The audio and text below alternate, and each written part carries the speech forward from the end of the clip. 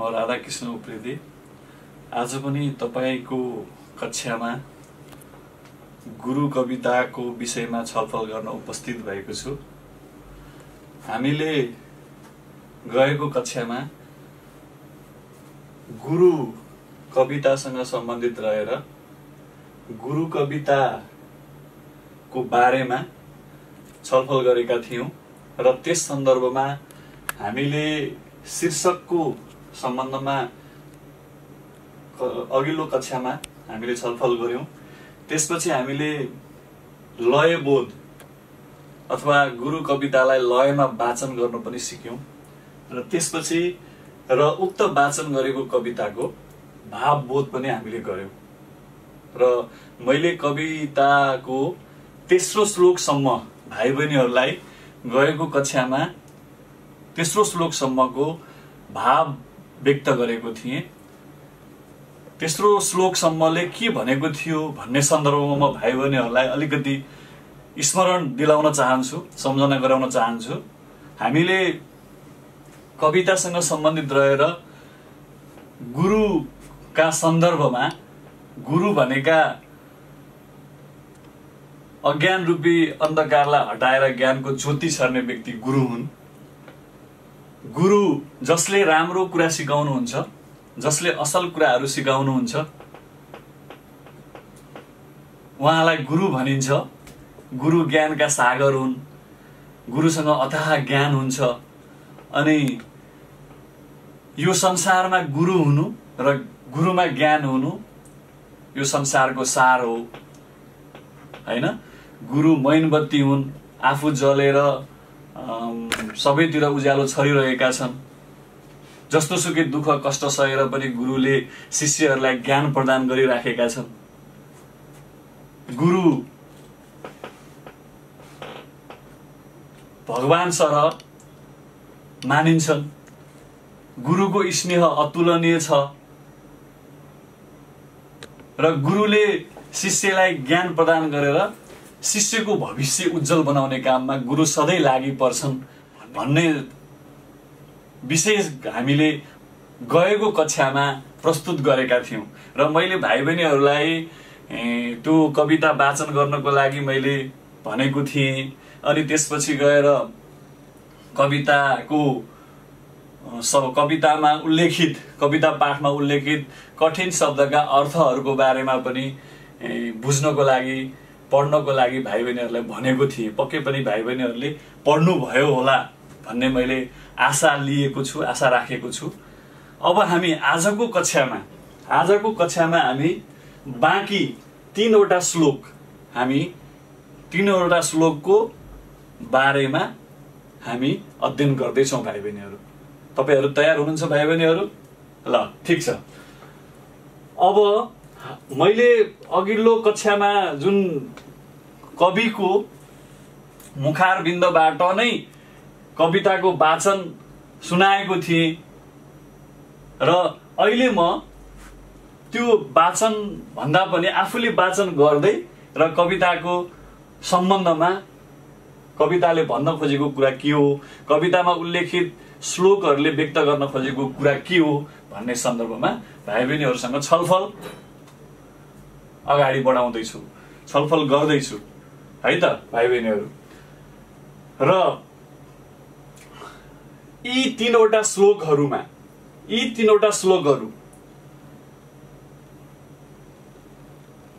मध्ये तीनवटा श्लोकको बारेमा त हामीले अगाडि चर्चा गरिसकेका छौं। बाँकी तीनवटा श्लोकहरू यस प्रकार रहेका छन्।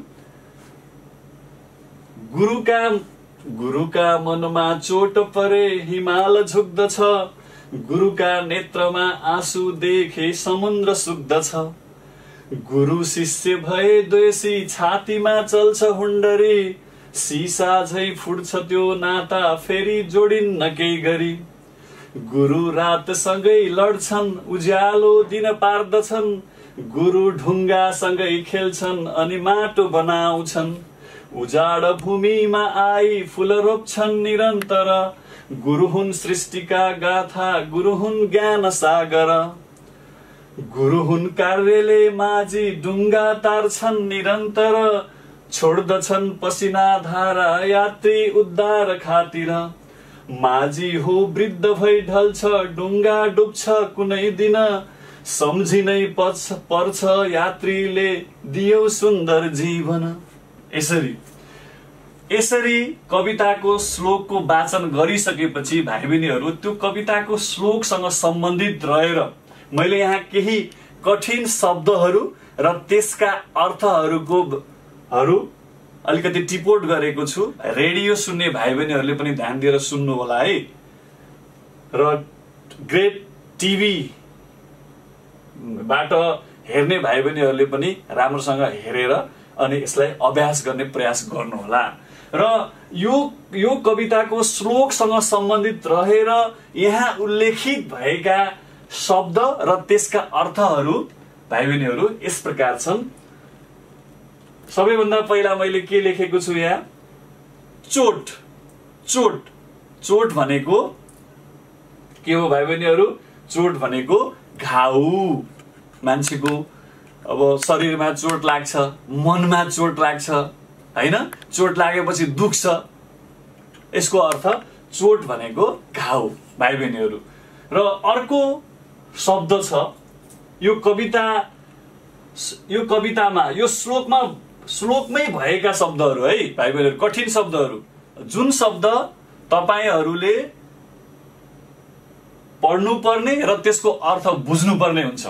यदि शब्दको अर्थ बुझ्न सकियो भने हामीलाई कविताको अर्थ बुझ्न पनि सजिलो हुन्छ। त्यही भएर मैले यहाँ कठिन शब्द र त्यसका अर्थ यहाँ प्रस्तुत गरेको छु। त्यसपछि अर्को शब्द छ नेत्र। देखिरहेका छौ भाइ बहिनीहरू, सुनिरहेका छौ नि? नेत्र। नेत्र भनेको आँखा। आँखा, नयन। अनि अर्को शब्द छ द्वेषी। द्वेषी त्यो भनेको शत्रु। द्वेषी शब्दको अर्थ शत्रु। अब भाइ बहिनीहरू अर्को शब्द छ हुण्डरी। हुण्डरीको अर्थ हावाहुरी। हुण्डरी भनेको हावाहुरी। अर्को शब्द छ नाता। नाता साइनो। साइनो सम्बन्ध। साइनो तपाईहरुले सुन्नु भएको छ नि, साइनो भन्ने शब्द सुन्नु भएको छ? ए ल ठीक छ। नाता भनेको साइनो। उजाड। उजाड भनेको उराट, सुनसान। उजाड है। अनि अर्को अर्थ छ गाथा। कथा, वृत्तान्त, वर्णन। गाथा भनेको कथा अनि वृत्तान्त पनि भनिन्छ। कथा, वृत्तान्त। त्यसपछि अर्को शब्द छ माझी। माझी भनेको, माझी त्यस्ता व्यक्तिलाई भनिन्छ जसले नदीमा डुङ्गा चलाएर अथवा डुङ्गा चलाएर जीवनयापन गर्ने अनि माछा मार्ने काम पनि गर्छन् माझीले है भाइ बहिनीहरू। माछा मारेर डुङ्गा चलाएर डुङ्गामा यात्रीहरूलाई नदी वारपार गराउने काम माझीले गर्दछन् हैन। माझी भनेका त्यस्ता व्यक्तिहरू, नदीमा डुङ्गा चलाएर जीवन निर्वाह गर्ने जाति माझी। यात्री सजिलो छ भाइ बहिनीहरू। यात्री भनेको यो तपाईहरूले पहिलेदेखि सुन्दै आउनु भएको शब्द हो। यात्री भनेको घुमफिर गर्ने मान्छे।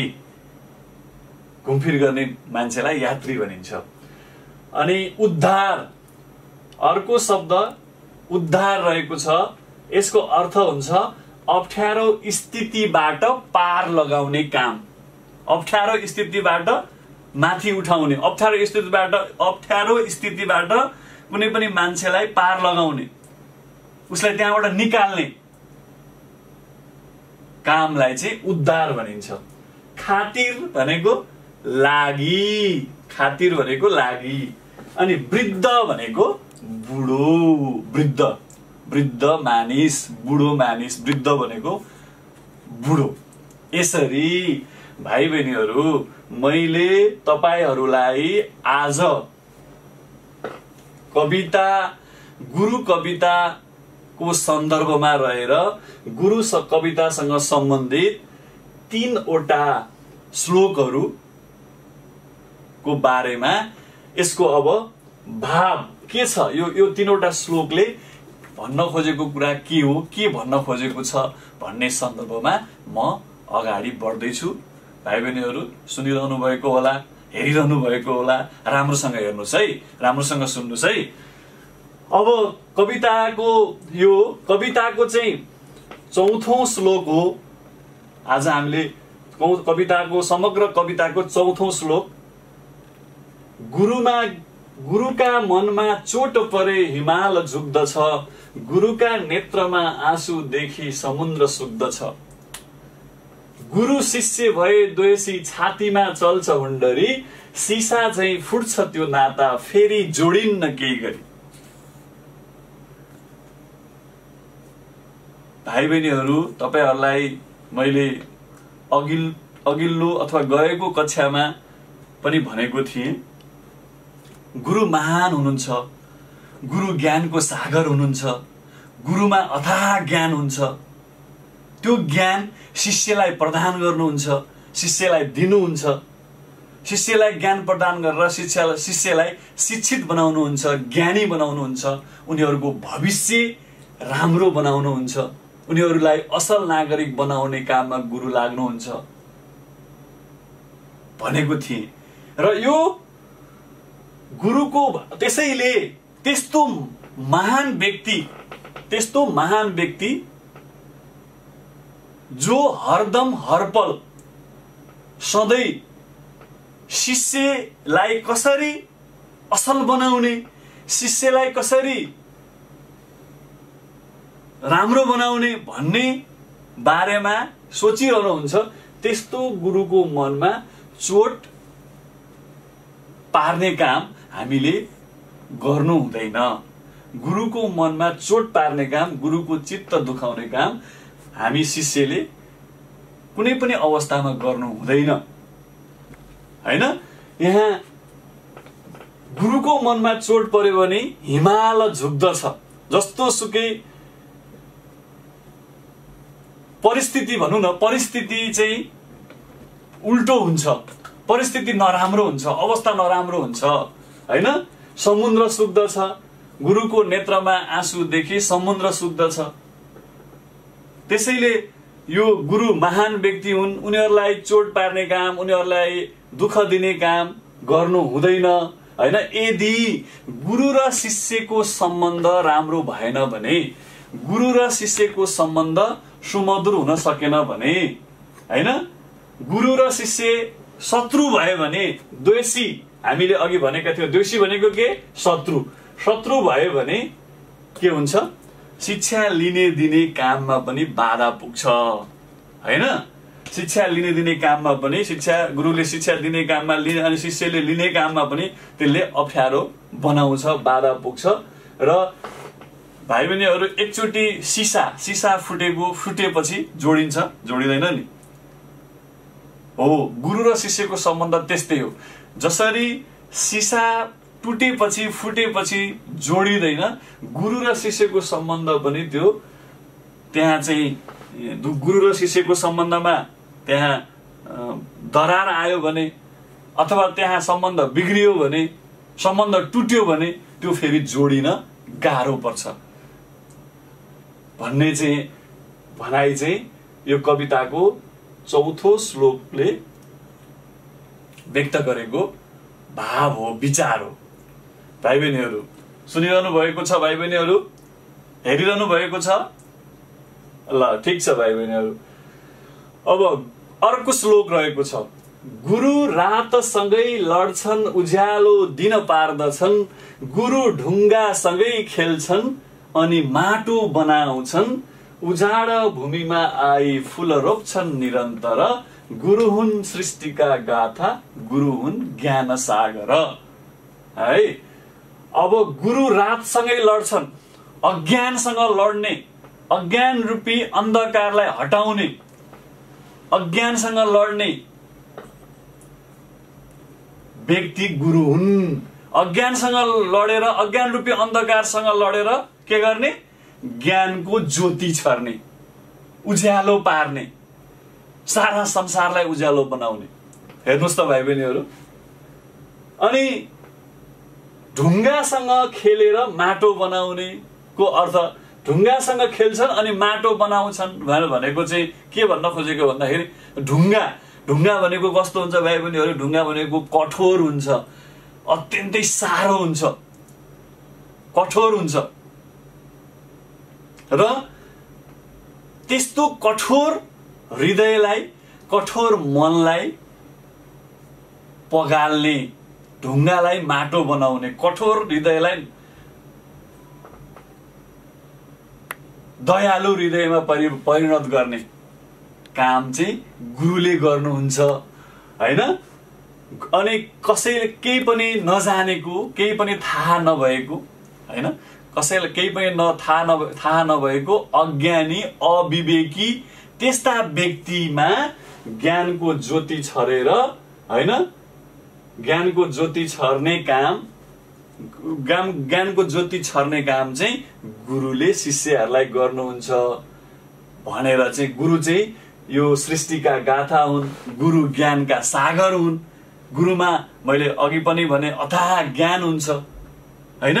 त्यही ज्ञान पाएर हामीले आफ्नो जीवनलाई सुन्दर बनाएका छौं, आफ्नो भविष्यलाई सुन्दर बनाएका छौं भन्ने भाव चाहिँ कविताको 5औं श्लोकले गरेको छ। भाइ बहिनीहरू, तपाईहरुले बुझ्नु भएको होला भाइ बहिनीहरू, है? म अर्को श्लोकमा प्रवेश गर्छु है त भाइ बहिनीहरू। यो कविताको अन्तिम श्लोक हो।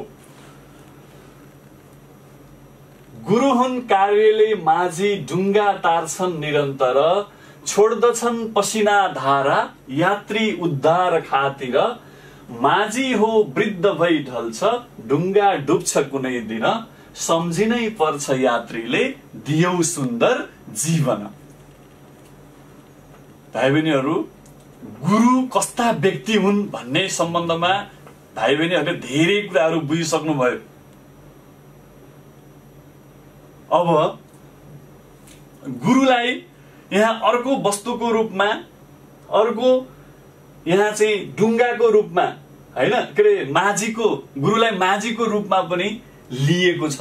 माझी जसले जीवनभर ढुङ्गा चलाएर आफ्नो जीवन निर्वाह गर्छन्, माछा मार्ने काम पनि गर्छन् माझीले, है, माछा मार्ने काम पनि गर्छन्, ढुङ्गा चलाएर अनि वारी भएका यात्रीलाई पारी पुर्याइदिने, पारी पुर्याउने, वारी भएका यात्रीलाई पारी पुर्याउने काममा चाहिँ माझी जीवनभर लागि पर्छन्। हो, गुरु पनि माझी जस्तै हुन्। कसरी भनेर भन्दाखेरि गुरुले पनि जो अज्ञानी छ, जो ज्ञानमा अपूर्ण छ,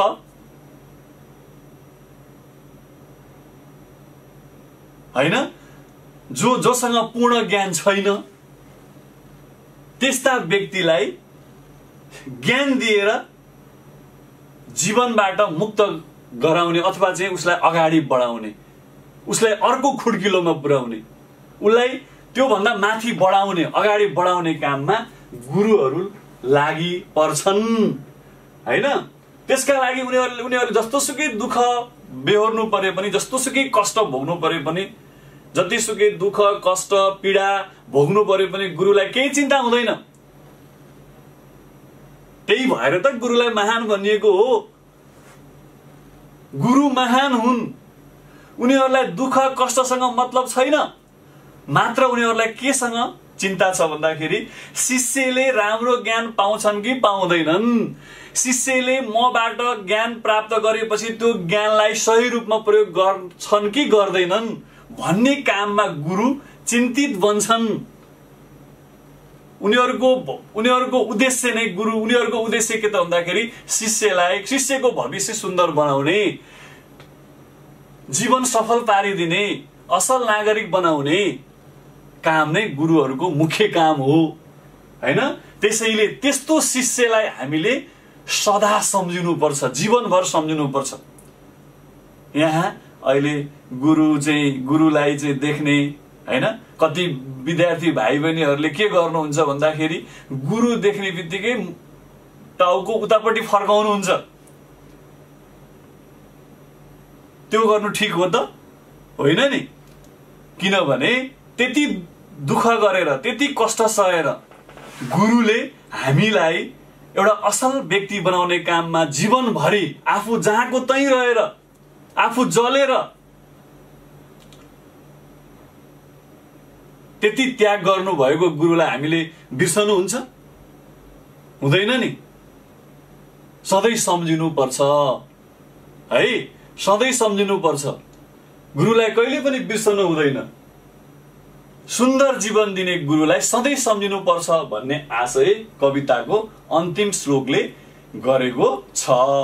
तपाईहरूले आजको कक्षामा यो 3वटा कविताको श्लोक र त्यो श्लोकसँग सम्बन्धित कठिन शब्द र त्यसका अर्थहरूको बारेमा यहाँ छलफल भयो। तपाईहरूले पनि यो बुझ्नुभयो होला, तपाईहरूले पनि यसलाई राम्रोसँग हेर्नु होला, सुन्नु होला है। अनि अब हामी यो अब समग्रमा अन्तिममा म के भन्न चाहन्छु भने गुरु महान हुनुहुन्छ, गुरु ज्ञानका सागर हुन्। गुरुले शिष्यलाई ज्ञान प्रदान गर्ने काम गर्नुहुन्छ। गुरुले जीवनभरि आफू जलेर शिष्यलाई उज्यालो छर्ने अथवा संसारमा उज्यालो छर्ने काम गर्नुहुन्छ हैन। अनि त्यसपछि गएर गुरुले चाहिँ अज्ञान रूपी अन्धकारलाई हटाएर ज्ञानको ज्योति छर्ने काम गर्नुहुन्छ हैन। अनि त्यहाँबाट के अरे चाहिँ रातसँग लडेर अँध्यारोसँग लडेर उज्यालो छर्ने काम गर्नुहुन्छ। जस्तोसुकै कठोर व्यक्ति मानिसलाई पनि गुरुले दयालु हैन, त्यसपछि चरित्रवान नैतिकवान बनाउनुहुन्छ हैन। केही पनि ज्ञान नभएको व्यक्तिलाई ज्ञान छरेर यो के अरे चाहिँ यो फूल रोप्ने काम, उजाड भुइँमा फूल रोपे जस्तै केही पनि ज्ञान नभएका व्यक्तिलाई ज्ञान दिएर उसको चाहिँ भविष्य राम्रो बनाउने काममा गुरु लाग्नुहुन्छ। गुरु चाहिँ ज्ञानका सागर हुन्, सृष्टिका गाथा हुन् हैन। अनि गुरु चाहिँ माझी हुन्। सधैँभरि माझीले डुङ्गा चलाएर यात्रीलाई उद्धार गरे जस्तै गुरुले पनि शिष्यलाई जीवनभरि उद्धार गर्नुहुन्छ हैन। त्यसका लागि गुरुले जस्तोसुकै कठिन परिस्थिति पनि सहनुहुन्छ। दुःख सहेर कष्ट सहेर गुरुले चाहिँ शिष्यलाई चाहिँ उद्धार गर्ने काममा लाग्नुहुन्छ हैन। त्यसैले भाइ बहिनीहरू त्यस्तो व्यक्तिलाई हामीले कहिले पनि दुःख दिने काम, कष्ट दिने काम हैन, चित्त दुखाउने काम गर्नु हुँदैन। गुरु बिना ज्ञान प्राप्त गर्न सकिँदैन र ज्ञान प्राप्त भएन भने व्यक्तिको जीवन पनि सफल बन्न सक्दैन। त्यसैले अन्तिममा त्यस्तो दुःख कष्ट सहेर शिष्यको जीवनलाई सुन्दर भविष्य बनाउने गुरुलाई हामी शिष्यले सधैँ सम्झाउनु पर्छ, सम्मान गर्नुपर्छ, श्रद्धा गर्नुपर्छ। गुरुलाई सधैँ गुरुको इज्जत गर्नुपर्छ भन्ने नै गुरु कविताको आशय हो। ल भाइ बहिनीहरू, अब तपाईहरूले के गर्नुस् भन्दाखेरि तपाईहरूले यो गुरु कविताको भाव पनि सुन्नुभयो हैन। अनि कठिन शब्दको अर्थ पनि तपाईहरूले पढ्नुभयो र फेरि घरमा पढ्नु होला, किताब पढ्नु होला हैन। किताबमा पाठ्य पुस्तकमा भएका कठिन शब्दको अर्थ पनि पढ्नु होला। र आज म तपाईहरूलाई चाहिँ के दिन्छु, एउटा होमवर्क गृह कार्य के छ भने, आजको गृह कार्य के छ भने तपाईहरूले अब के लेख्नु पर्यो भने घरमा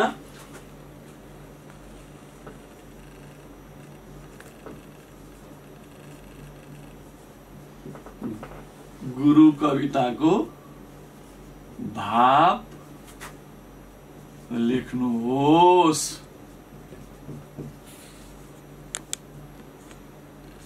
ल यो प्रश्नको उत्तर तपाईहरूले लेख्नु होला भन्दै आजको यो कक्षालाई यहीँ अन्त्य गर्ने अनुमति चाहन्छु। नमस्ते।